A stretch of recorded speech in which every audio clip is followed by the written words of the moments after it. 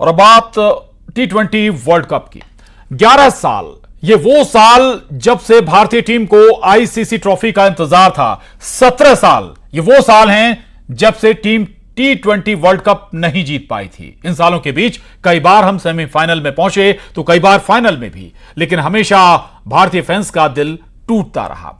अब एक लंबे इंतजार के बाद भारतीय फैंस का सपना पूरा हुआ है। हम विश्व चैंपियन बन गए हैं, दुनिया हमने जीत ली। गर्व से कहिए कि हम वर्ल्ड चैंपियन हैं। किंग की विराट पारी पड़ गई भारी। जब मुसीबत आई भारी, हार्दिक बने चमत्कारी। सूर्या ने गगन में लगाई छलांग, जीत गया हिंदुस्तान।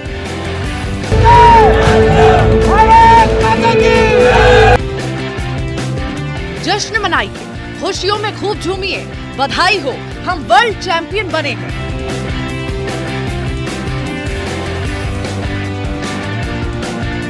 वो चोकर का तमगा जो पिछले 13 सालों से साथ चल रहा था, हमने उसे बहुत दूर छोड़ दिया है। अब हम चोकर नहीं, चैंपियन हैं, विश्व चैंपियन।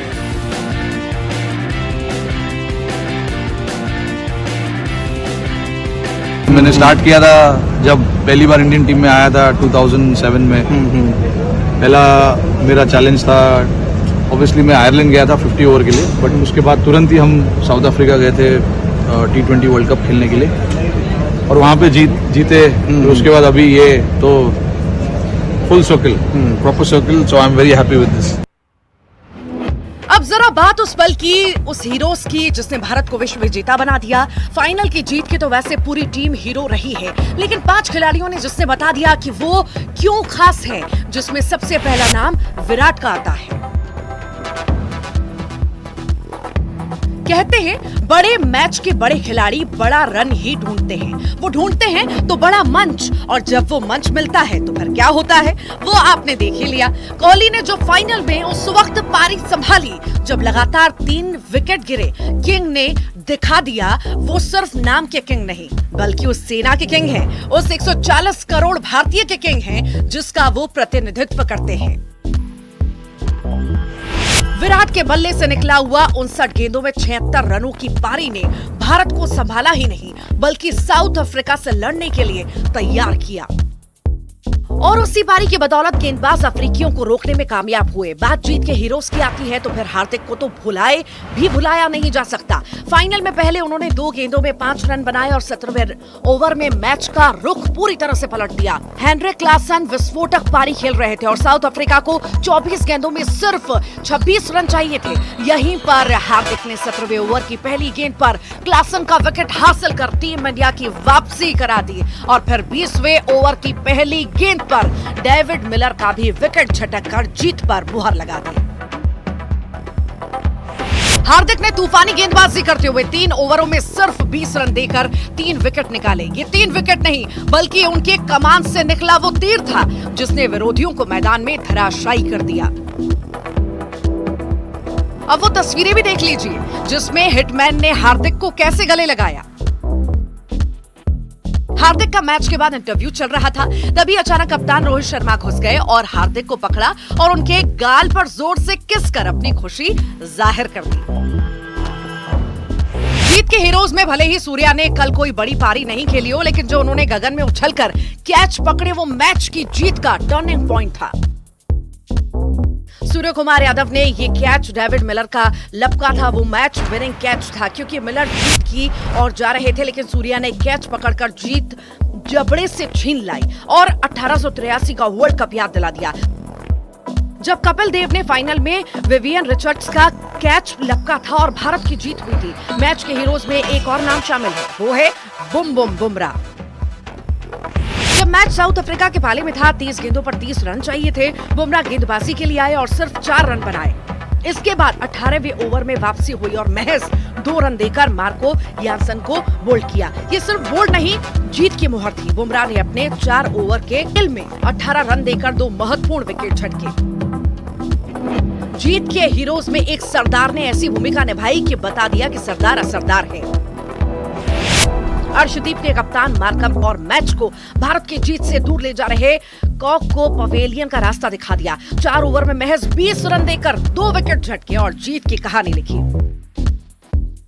और आखिर में जीत के उस गुजराती बॉय को तो बिल्कुल नहीं भुलाया जा सकता, जिससे बल्ले और गेंद दोनों से अफ्रीकी पर कहर की तरह साबित हुए। नाम है अक्षर पटेल, जिन्होंने 31 बॉल में शानदार 47 रनों की पारी खेली और रन की गति को कम नहीं होने दिया। साथ ही गेंद से शानदार प्रदर्शन करते हुए 4 ओवर में 1 विकेट लिए, वो भी खतरनाक। टीम इंडिया के वर्ल्ड कप चैंपियन बनना कतई आसान नहीं रहा, लेकिन आखिरकार आईसीसी टूर्नामेंट में टीम इंडिया के खिताबी जीत का 11 साल से चला आ रहा इंतजार खत्म हुआ। आखिरकार भारत ने 17 साल बाद फिर से एक बार T20 वर्ल्ड कप की चमचमाती ट्रॉफी अपने नाम कर ली और जीत की खुशी में पूरी टीम की आंखों में आंसू दिखाई दिए। तो भारतीय फैंस झूमते नाचते नारे लगाते नजर आए। ये खुशियों का सिलसिला तो अभी चलता रहेगा, क्योंकि हम वर्ल्ड चैंपियन बने हैं। सुमित की रिपोर्ट, न्यूज़ 18।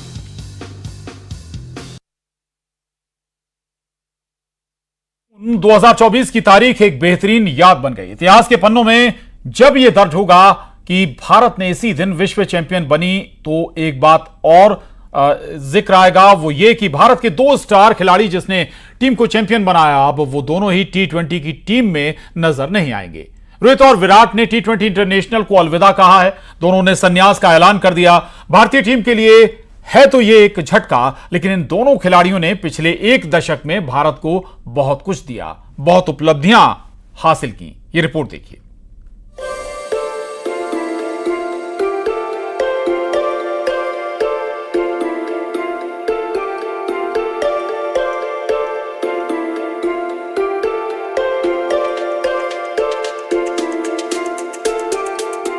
मैं पल दो पल का शायर हूँ, पल दो पल मेरी कहानी है, पल दो पल मेरी हस्ती है, पल दो पल मेरी जवानी है। आज ये गाना भारत के उन 2 सितारों पर सटीक बैठ रहा है, जिसने जिद ठानी थी कि जब तक भारत को T20 का चैंपियन नहीं बना देते, तब तक वो चैन से नहीं बैठेंगे। फाइनल में टीम इंडिया ने इतिहास रचा, चैंपियन बनी और अब भारत को चैंपियन बनाने वाले 2 दिग्गज ने क्रिकेट के सबसे छोटे फॉर्मेट को अलविदा कह दिया। टीम इंडिया की जीत के बाद कोहली को player of the match award से नवाजा गया और यहीं पर कोहली ने वो ऐलान कर दिया। उन्होंने ये कह दिया कि वो पल दो पल अब खत्म हो गया, अब नए युवाओं के हाथों में कमान सौंपने की बारी है। ये उनका आखिरी T20 वर्ल्ड कप था और वो जीत के साथ ही इसे खत्म करना चाहते थे।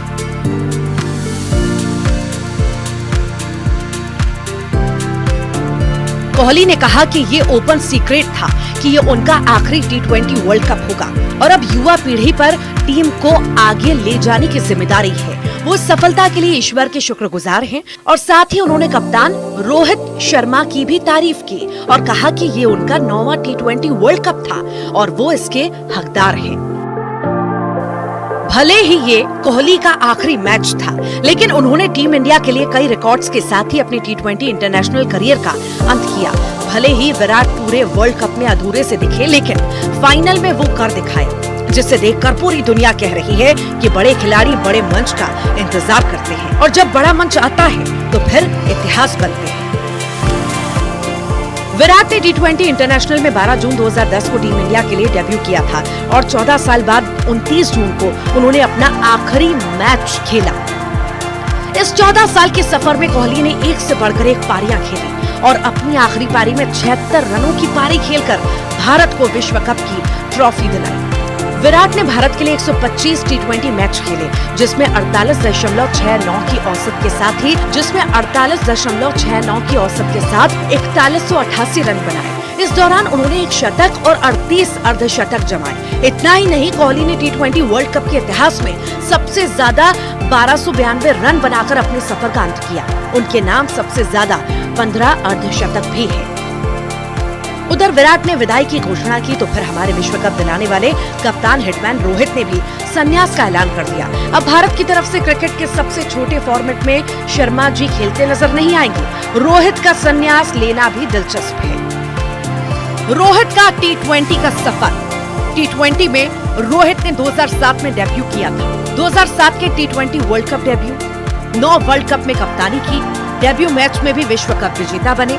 आखिरी मैच में भी विश्व कप विजेता कप्तान बने। 29 जून 2024 T20 विश्व कप फाइनल आखिरी मैच। टीम इंडिया की खिताबी जीत के बाद रोहित शर्मा ने प्रेस कॉन्फ्रेंस की और संन्यास का ऐलान कर दिया।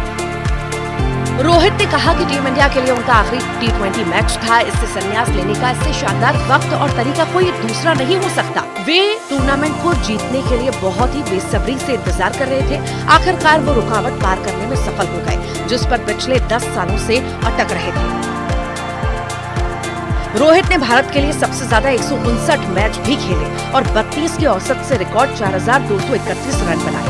उनका स्ट्राइक रेट 140.89 रहा, जिसमें 5 शतक और रिकॉर्ड 305 छक्के शामिल हैं।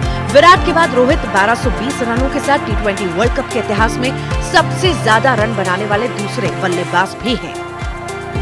अब भारत के 2 होनहार आपके चहेते T20 के मैच में नजर नहीं आएंगे। अच्छी बात यह है कि इन्होंने हमेशा अपनी टीम के लिए खेला।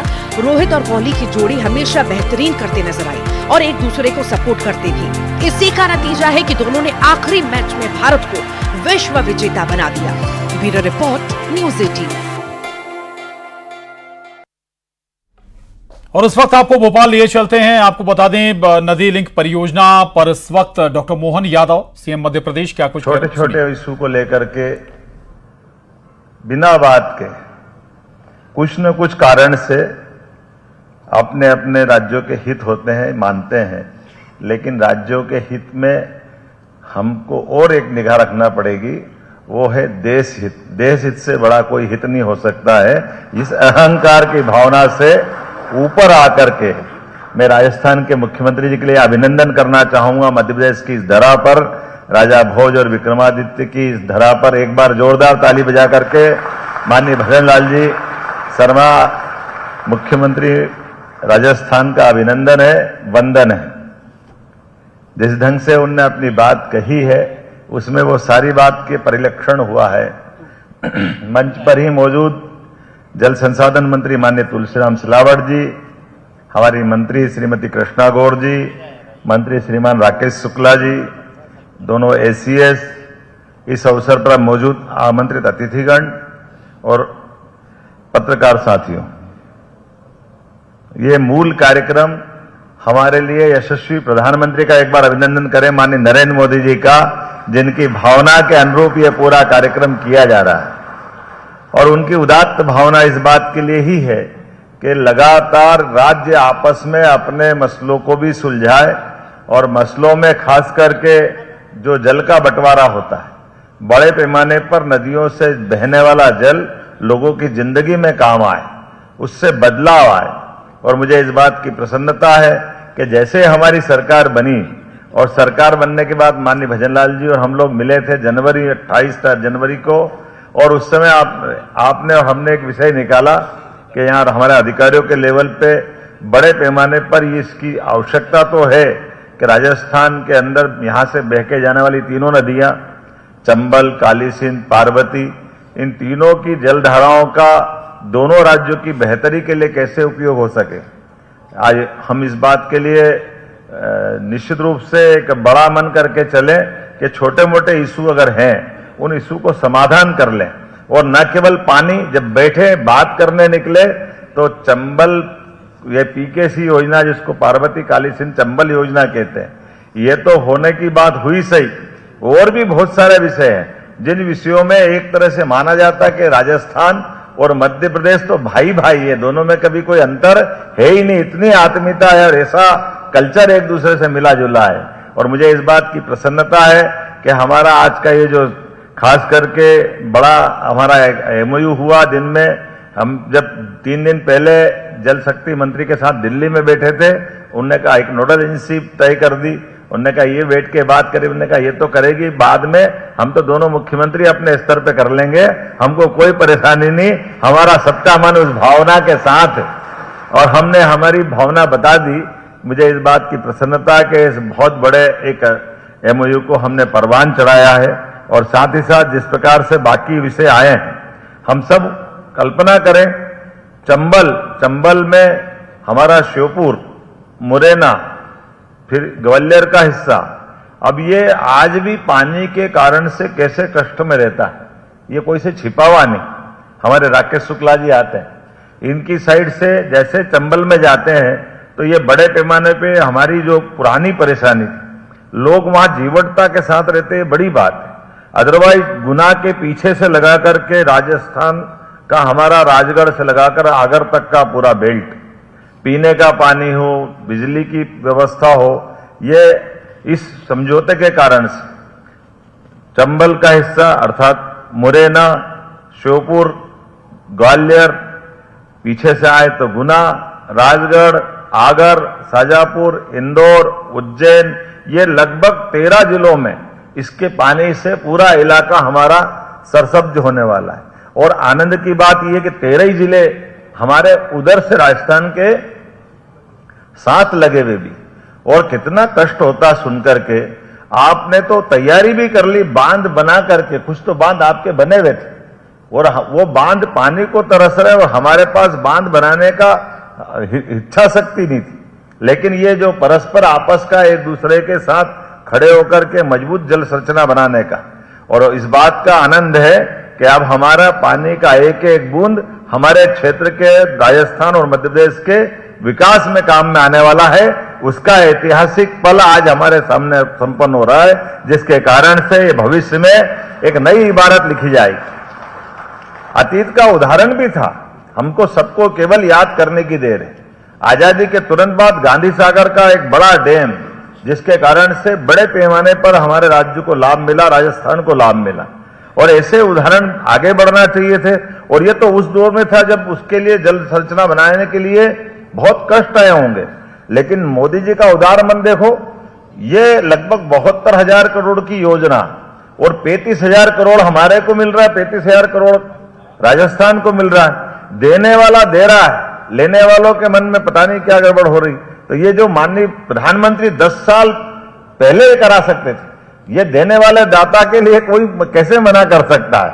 हमारे राज्यों का भला हो, 35,000 करोड़ दोनों राज्यों को मिल रहे हैं। और ऐसे कैसे ही आपका ये भिंड का पूरा इलाका, केन बेतवा नदी योजना, ये राजस्थान के समान हम उत्तर प्रदेश से एमओयू कर रहे हैं। इसमें 45,000 करोड़ हमको मिलेगा, 45,000 उत्तर प्रदेश को मिलेगा, 10,000 करोड़ केंद्र मिलाएगा, 1 लाख करोड़ की वो योजना है। अरे इस योजनाओं के भरोसे तो अपना आज बुंदेलखंड है, चंबल का बीहड़ का बेल्ट है, मालवा का पठार है, ये सब कुछ बदलने वाले हैं। और केवल यही नहीं, जैसे माननीय हमारे अपने मुख्यमंत्री जी ने कहा है कि पर्यटन के क्षेत्र में कैसी अच्छी स्थिति है हमारी दोनों की, कि परमात्मा ने तो बहुत कुछ दिया है, लेकिन टूरिज्म के मामले में बहुत बड़ी संभावना है। और टूरिज्म एक क्षेत्र में नहीं, टूरिज्म में हेरिटेज पुरातत्व की दृष्टि से बड़े बड़े हमारे पास राजस्थान से सीखने लायक, आपने किलों का संधारण संचालन बहुत अच्छे से किया है, पुरानी रचनाओं का लाभ कैसे लिया है, आपने तो रेगिस्तान में पर्यटन को अच्छा खड़ा कर दिया। तो हमारे यहाँ तो इसकी बड़ी गुंजाइश है, और आप तो धार्मिक पर्यटन का भी बड़ा केंद्र है, इसलिए धार्मिक पर्यटन के लिए हमने कुछ प्रयास किए। और ये बात सत्य है कि अतीत के काल में अब वो सब भी लोग जानने की इच्छा रखते हैं। जैसे मथुरा से भगवान कृष्ण अगर चले हैं और उज्जैन पहुंचे हैं, तो निश्चित रूप से राजस्थान से ही होकर आए हैं, इसमें कुछ छिपा हुआ नहीं। तो ये जो विद्वानों के माध्यम से भगवान श्री कृष्ण का, जो हमारी सरकार ने तय किया, श्री कृष्ण पाथेय की योजना बने, और भगवान कृष्ण के विभिन्न आवागमन के मार्ग में होने वाले उनकी रचनाओं के साथ जो लीलाएं उनने की होगी, वो प्रत्येक लीलाओं का तीर्थ बने। इसलिए भगवान राम पदगमन की योजना जो बनी थी, उसी प्रकार से भगवान कृष्ण की पदगमन की योजना के समान उनका पाथेय बने।